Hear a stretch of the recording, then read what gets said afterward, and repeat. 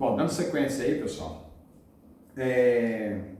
nós estamos tratando aqui, tá, de uma parte introdutória a respeito das penas. Aí nós estamos verificando quais são as finalidades das penas. Tá? Nós temos como finalidade a retribuição, a prevenção e a chamada finalidade mista ou eclética. Nós estamos ainda analisando a finalidade retributiva da pena, ok? Então, seguindo em relação à finalidade retributiva. Tá? Agora, no item 4 aqui, a finalidade agora é de anulação ou retribuição normativa. Só que agora esta é baseada não mais em Kant, mas sim em Hegel. Então veja, em Hegel, a pena é necessária para negar o crime e reafirmar o direito. Olha que interessante. Para Hegel, a pena tem como finalidade retribuir o mal causado. Portanto, a pena ela é necessária para negar o crime. Quando você se aplica uma pena, você está negando o crime, e ao negar o crime, você reafirma o próprio direito. Você reafirma a existência do próprio direito. Aí você chega nessa formulazinha que eu passei aqui para vocês. Então veja, para Hegel, crime é igual negar o direito. Crime é negar o direito, ou seja, quem pratica crime nega a existência do direito, ou seja, é como se o direito não existisse. A pena é igual à negação do crime, portanto, pena é igual não negar o direito. Se a pena não nega o direito, ela, pena, na verdade, reafirma ou afirma o próprio direito. É o que você extrai dessa formulazinha. Então veja, para vocês entenderem isso. Imaginem vocês a seguinte situação. O Pedro vai lá e mata alguém. Então o Pedro vem aqui, ó, e mata uma pessoa. Então ele vem lá e diz: matar não é crime, matar não é crime, matar não é crime, matar não é crime, matar não é crime. É o Pedro afirmando que matar não é crime. Tá? Então o Pedro mata Paulo, tá? O direito vem e determina um comportamento contrário. O direito vem lá e diz: matar é crime, matar é crime, matar é crime. Então veja, é o Pedro daqui dizendo matar não é crime, é o direito vindo daqui e dizendo matar é crime. Tá? Então, ó, o direito, o Pedro mata alguém. Pedro mata, por exemplo, Paulo. Tá? O direito diz que matar é proibido, mas o Pedro diz que é permitido. Então, ó, matar é possível matar, é possível matar, é possível matar. O direito vem e diz: é proibido matar, é proibido matar, é proibido matar. Há contradição na versão dos dois. Essa é a visão de Hegel em relação à retribuição da pena. Tá? Então, ó, o dizer de Pedro é racional. E quando Pedro mata e diz: matar é permitido, matar é permitido, matar é permitido, esta informação dada pelo Pedro à sociedade, a outras pessoas, leva ao descrédito do próprio direito. Tá? Logo, o direito penal vem e pune o Pedro. E ao punir o Pedro, o que o direito penal está dizendo? Opa, o Pedro estava errado. Eu estou negando aquilo que o Pedro afirmava. Tanto estou negando que o Pedro foi punido. O Pedro agora está preso. Olha que interessante. Daí, então, você tira essa fórmula. Crime é igual a negar o direito. Então, quem pratica o crime, nega o direito. Aí vem o Estado e impõe a pena. A pena nega a existência do crime. Tá? A pena, portanto, é igual a não negar o direito. Se a pena é não negar o direito, na verdade, a pena acaba afirmando o próprio direito.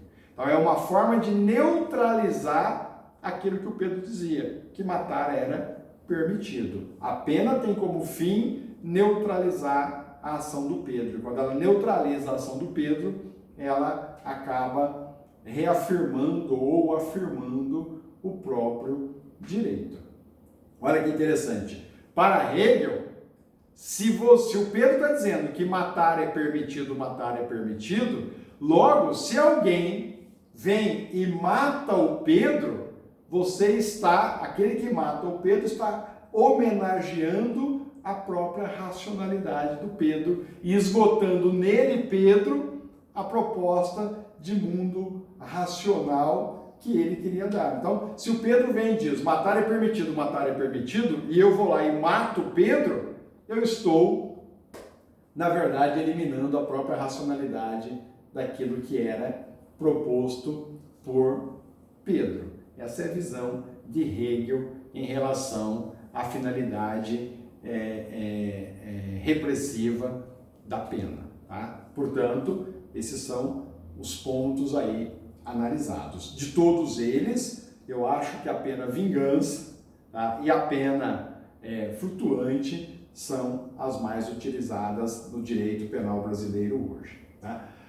Nós temos a segunda finalidade da pena como sendo a finalidade preventiva da pena. Agora, na preventiva, o objetivo da pena é prevenir novos crimes. Agora, nós temos na preventiva a chamada prevenção geral e a prevenção especial. Tá?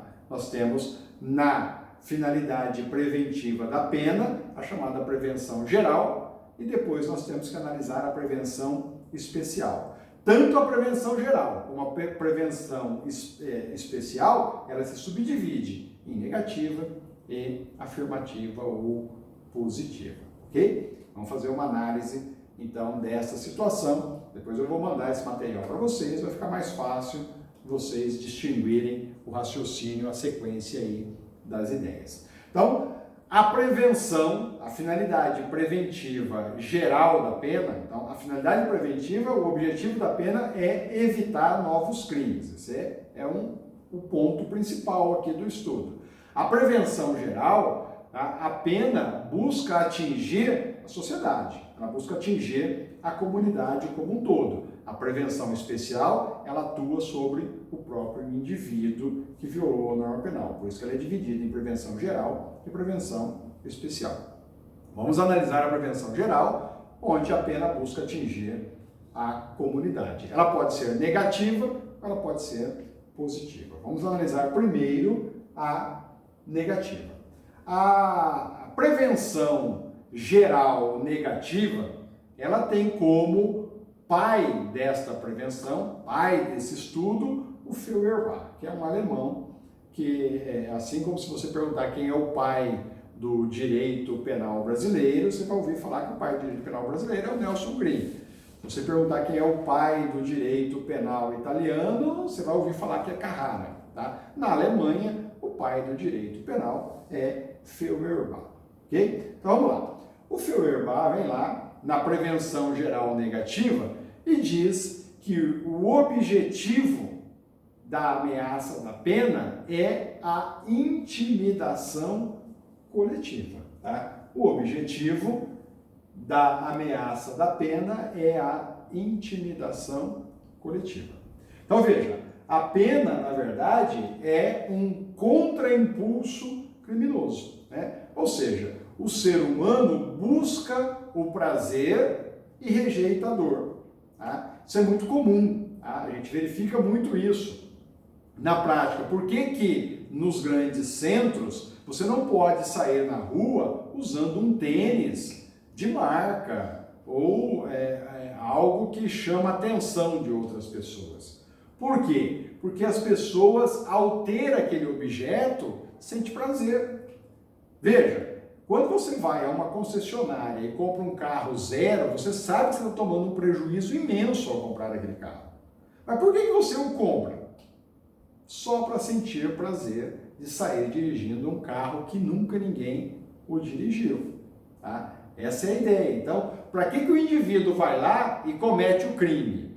Para buscar prazer, para sentir prazer ao cometer aquele crime. Portanto, ele está com o tênis que ele não teria condições de comprar, ele vai poder usar aquele tênis a partir de então. O Feuerbach vem e diz, opa, agora nós precisamos prevenir isso. Tá? De que maneira nós vamos prevenir isso? Nós vamos fazer com que ele rejeite a vontade de sentir esse prazer. De que maneira ele vai rejeitar essa vontade? Sentindo dor. Tá? Então veja, o ser humano busca o prazer ao realizar o crime e rejeita a dor. A partir do momento que ele verifica que a dor vai ser maior do que o prazer, ele deixa de praticar o crime. Tá? Essa é a visão, é isso que Feuerbach imagina em relação, ou defende em relação à prevenção geral negativa da pena. Tá? Para isso funcionar, ensina lá o Feuerbach, que é necessária a certeza da pena. Esse é o grande problema. Né? Pois a esperança de impunidade prejudica a ameaça. Ou seja, o criminoso ele precisa ter certeza que se ele for tentar sentir prazer ao realizar aquela conduta criminosa, a dor suportada por aquilo será maior.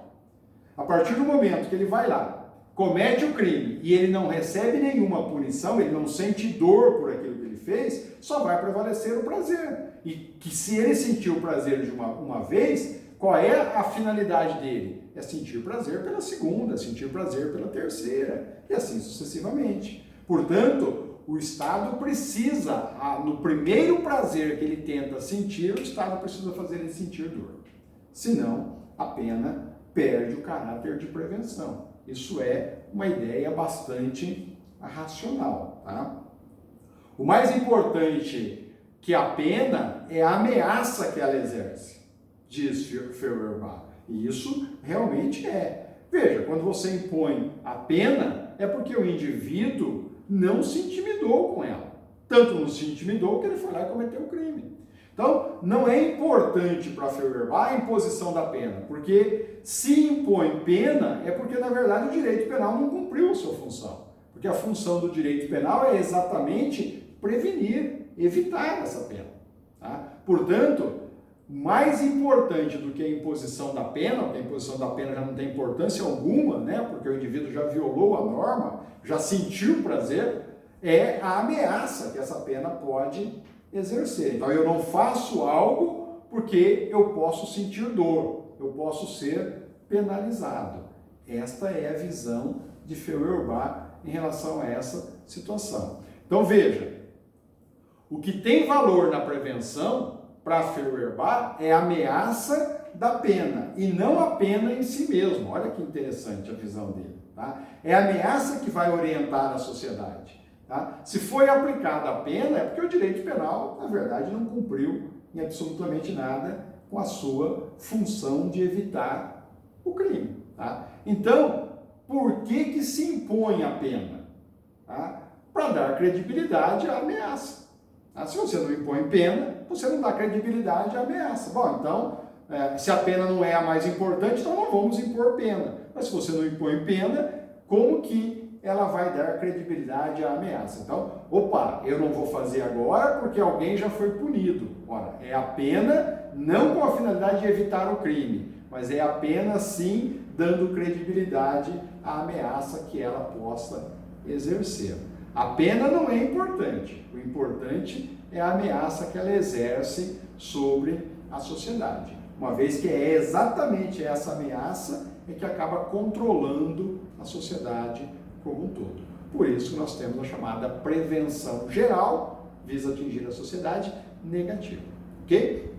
Na prevenção geral positiva, agora a pena tem como objetivo a comunidade social e não a intimidação. Tá? Agora, a pena tem como objetivo a comunidade social e não a intimidação.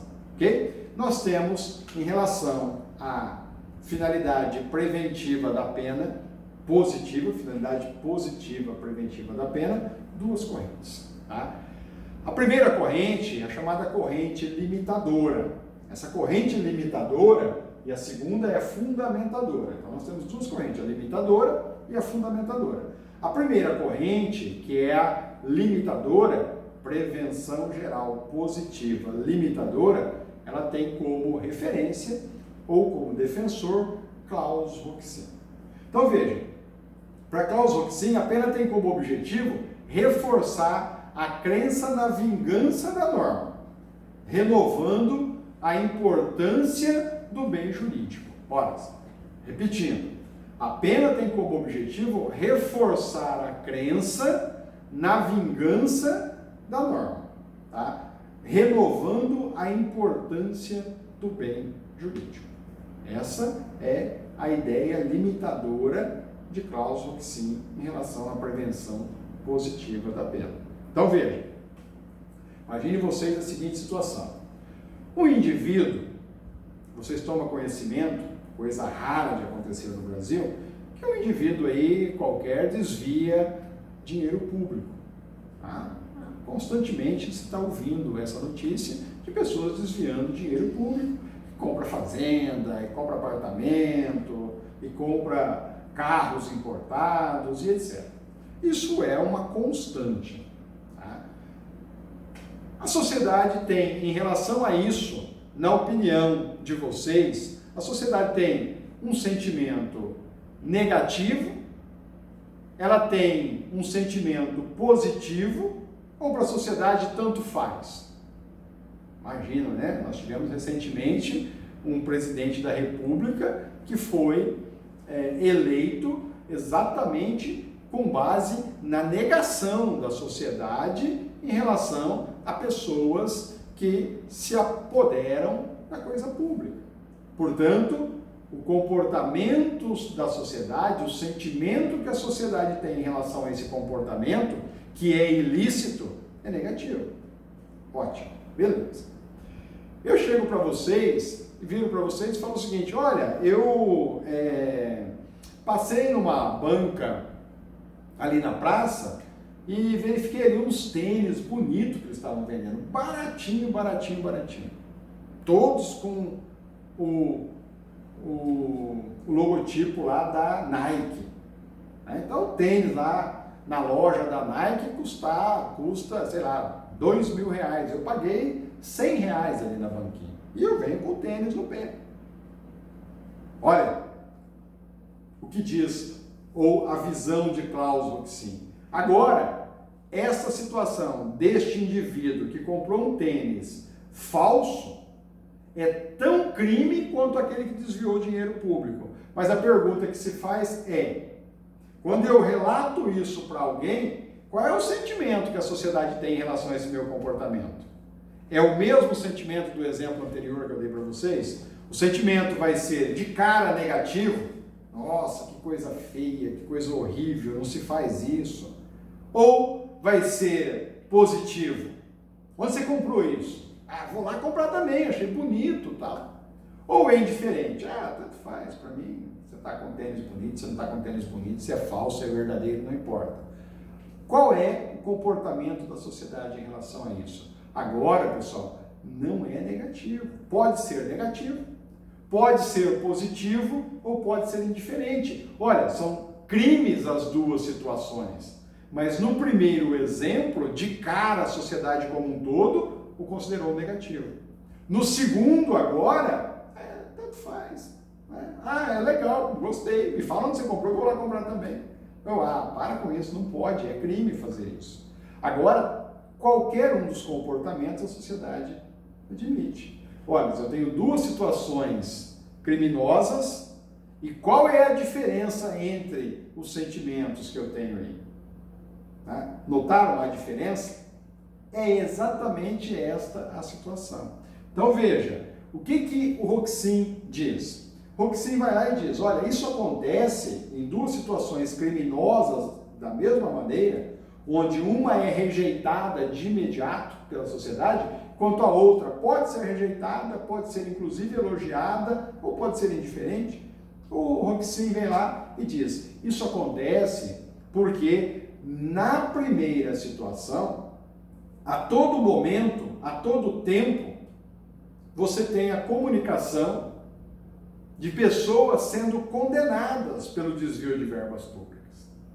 Constantemente você vê pessoas sendo presas por causa disso, tá? Ou pelo menos o Estado atuando constantemente em relação às pessoas que cometem esse tipo de crime.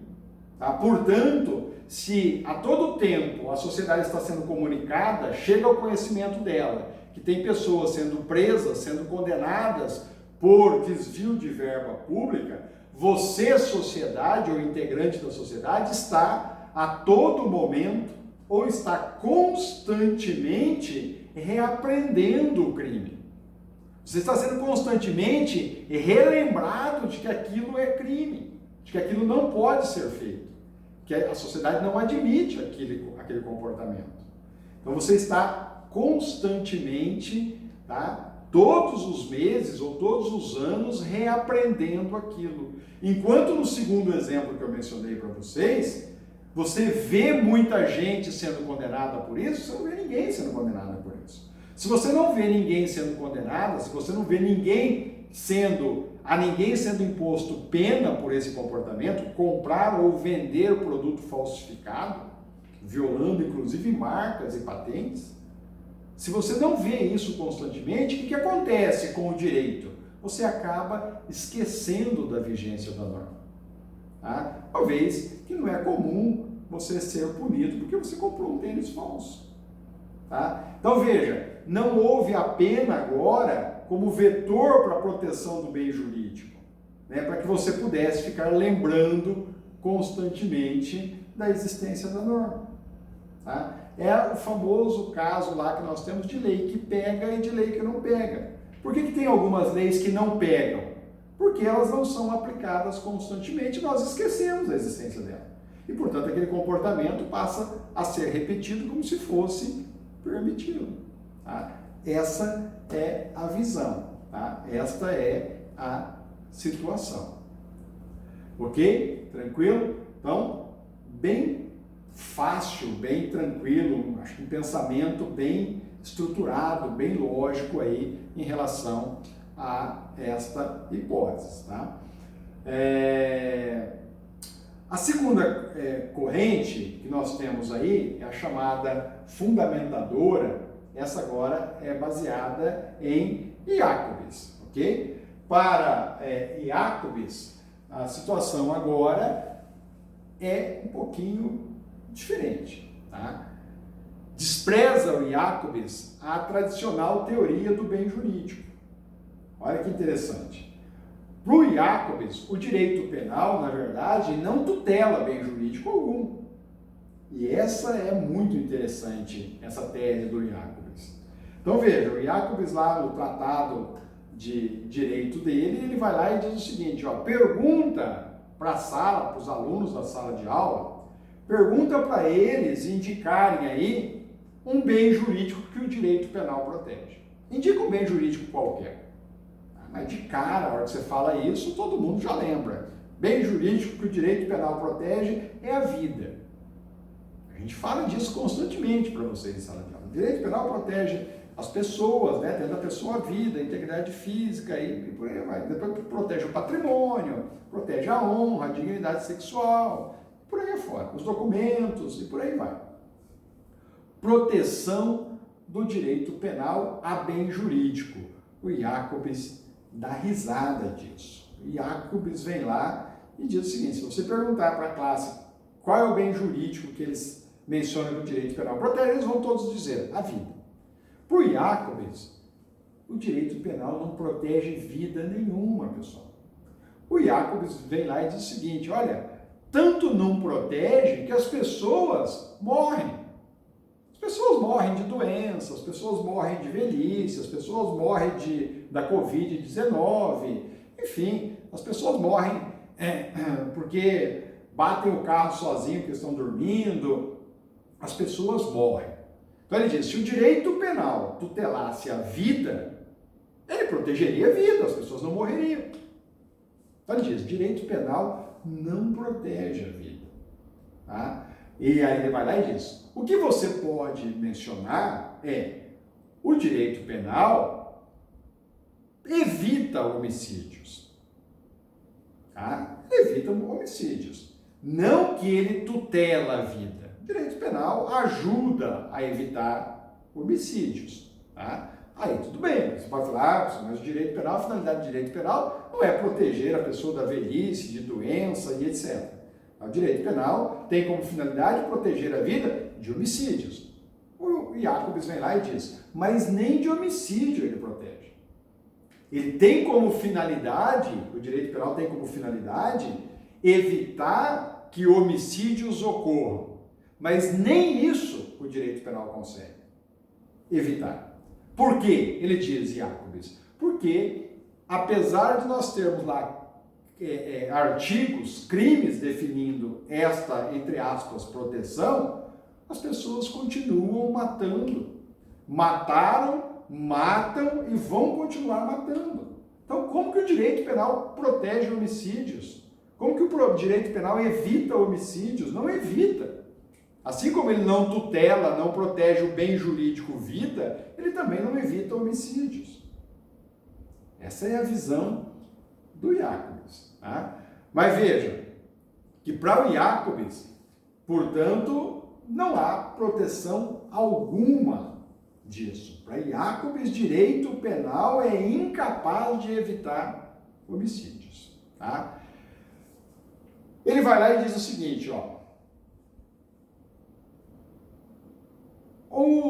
O evitar crime no direito penal é uma função desejada por ele. O direito penal deseja, ao definir nas suas normas, evitar crime. Mas não é a função principal do direito penal fazer isso. Por que não é a função principal? Porque ele é incapaz de cumprir essa função. Ele vai lá e tutela o patrimônio, mas há patrimônios sendo subtraídos? Sim, é aquela situação, né? Vocês já ouviram, você está aqui dentro da sala de aula, teu carro está lá fora. Quem está protegendo o teu carro lá fora? O direito penal. Mentira, por Jacobs. O direito penal não está protegendo o teu carro lá fora. Tanto é verdade que se você não tomar cuidado, vão levar o teu carro. Mais cedo ou mais tarde isso pode acontecer. E se não acontecer, foi uma sorte imensa que você teve. Mas o direito penal não é capaz de evitar essa situação. Então ele diz lá que a função principal do direito penal é manter a sociedade funcionando. Essa é a função do direito penal. Não é proteger a bem jurídico nenhum. Não é evitar crime nenhum. A função principal do direito penal, e isso acontece mesmo, é manter a sociedade funcionando. Olha um exemplo para vocês entenderem a ideia do Jacobs em relação a isso. O assunto é cansativo, mas ele é necessário para você ter esse raciocínio. Então veja, você está andando de carro numa cidade, tem um sinal semafórico verde para você, numa avenida ou numa rua qualquer. Quando o sinal está verde, você passa ou você para? Ou às vezes você para e passa logo em seguida. Essa é a situação. Aí a resposta que todo mundo dá é, às vezes até sorrindo, quando o sinal está verde, eu passo. Eu passo, sempre passo. O sinal está verde, eu passo. Aí você vira e faz a seguinte pergunta: mas alguma vez na sua vida você já passou ou já viu alguém passando no sinal vermelho? E a resposta é sim. Eu já passei também no sinal vermelho, ou eu já vi pessoas passando no sinal vermelho. E aí vem o raciocínio. Bom, mas então se você sabe que algumas pessoas passam no sinal vermelho, como que você passa direto no sinal verde? Você é louco? Você não tem medo? Se você passar direto no sinal verde, sabendo que algumas pessoas passam no vermelho, vai haver acidente. E aí vem a pergunta do Jacobs: por que confiamos que podemos passar no sinal verde? E ele diz, é para isso que serve o direito penal. Tá? Se todo mundo desconfiar e parar no sinal verde, o trânsito vai entrar em colapso. Então veja, o objetivo principal do direito penal não é proibir pessoas de passar no sinal vermelho. Não é esse o objetivo. O objetivo é fazer com que você acredite que pode passar no sinal verde. Essa é a finalidade do direito penal. Essa é a função de prevenção. Tá? Então veja, o objetivo principal não é impedir que a pessoa seja morta caminhando na rua. Não é essa a finalidade do direito penal. Mas fazer com que você possa acreditar que pode andar na rua sem ser morta. Essa é a finalidade do direito penal. Tá? O direito penal tem como fim dar garantias, dar segurança para você fazer algo e não para você não fazer. Essa é a ideia do Jacobs. Então veja, para o Jacobs diz que o direito serve para manter as expectativas essenciais para a vida em sociedade e a pena tem como objetivo preservar tais expectativas, silenciando a comunicação negativa do crime. Olha um outro exemplo, levando em consideração a ideia de Jacobs em relação a essa prevenção que nós estamos tratando. Veja, você está aqui na faculdade, tá? E aí você toma conhecimento que alguém ali na rua, né, na porta ali embaixo, acabou de ser assaltado. Levaram o celular, levaram a carteira, levaram a bolsa, levaram o material, levou tudo da pessoa. Você vai ficar assustado ao sair da faculdade? Você vai ficar assustado. É óbvio que é uma besteira você ficar assustado. Por quê? Porque o bandido não está mais lá quando você saiu da faculdade. Ele já pegou o que ele queria e foi embora. Ele não vai voltar ali. Porque se ele voltar ali, ele corre o risco de ser preso. Mas você sai com medo? Você sai com medo. No dia seguinte, você volta para a faculdade, você chega na faculdade com medo do bandido estar ali, você volta, ele não vai estar ali. A hora que você sai, você sente medo de novo, você sente medo. Até que depois do terceiro, quarto dia, depois de uma semana, 2 semanas, vem a notícia, vem a comunicação. Qual é a comunicação? O bandido que assaltou na frente aqui da escola, da faculdade, foi preso. Você fala, ufa, agora sim, agora então estou tranquilo. Aí você chega e sai da faculdade tranquilo. Besteira isso? Lógico que é besteira. Por que besteira? Porque aquele pode não estar ali, mas nós podemos ter outro ali. Quem me garante que nos dias seguintes ou após a prisão daquele, não pode vir outro ali e repetir o ato praticado por aquele? É óbvio que isso pode acontecer. Tá? Por que você se tranquiliza quando você toma conhecimento de que o indivíduo foi preso? Porque houve a comunicação negativa do crime. Essa é a ideia do Jacobs. Entenderam isso? Isso é bastante relevante. E Jacobs, em relação a isso, é excelente. É exatamente isso que acontece. Ok? Prevenção especial. A prevenção especial, ao contrário da geral, a pena busca atingir agora o próprio condenado, e não mais a sociedade, como na geral que nós acabamos de analisar. Tá? Ela pode ser, de novo, negativa ou positiva. Ok? Tranquilo? Nós vamos começar a fazer uma análise da prevenção especial negativa no nosso próximo bloquinho.